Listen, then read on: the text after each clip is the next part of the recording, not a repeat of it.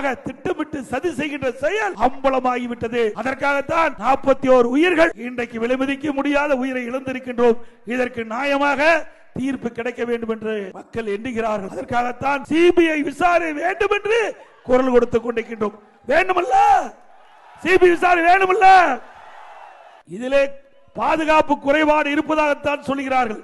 பாதுகாப்பு குறைபாடுனா காவல்துறை. அப்ப காவல்துறையை இதை விசாரிச்சா நியாயம் கிடைக்குமா? இதே காவல்துறை தவறு செய்து இதே காவல்துறை வச்சு விசாரிக்கப்பட்டால் நியாயம் கிடைக்காது. ஆகவே மக்களுக்கு நியாயம் வேணும், உண்மை தெரிய வேண்டும்.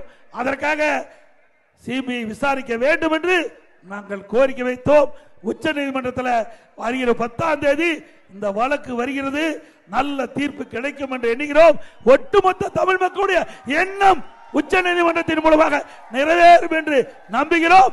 உண்மை வெளியே வரும்.